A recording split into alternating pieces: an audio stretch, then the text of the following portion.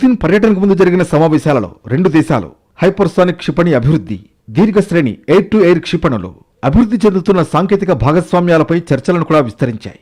భారత్ 280 కొత్త S-400 క్షిపణులు కొనుగోలుకు కూడా ఆమోదం తెలిపే అవకాశం ఉంది.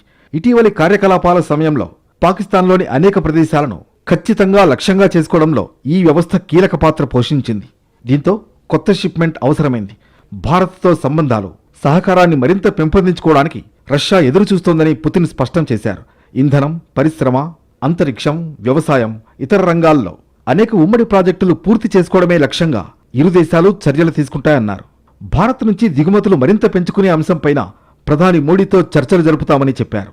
రష్యా నుంచి భారత్ దిగుమతి చేసుకునే చమురు పరిమాణం తాత్కాలికంగా తగ్గినప్పటికీ ఆ దేశానికి కీలక ఇంధన సరఫరాదారుగా రష్యా కొనసాగుతుందని స్పష్టం చేశారు. మరోవైపు పుతిన్ భారత పర్యటనపై అమెరికా సహా యూరోపియన్ దేశాలు డేగకన్నేశాయి. ఈ పర్యటనలో కుదరబోయే ఒప్పందాలు సహా కీలక అంశాలపై ఆతృతగా ఎదురుచూస్తున్నాయి. ఇక యూరోపియన్ దేశాలు ఉక్రెయిన్ యుద్ధాన్ని నిలుపుదల చేయాలంటూ పుతిన్కు నచ్చజెప్పాలని భారత్ను కోరుతున్నాయి.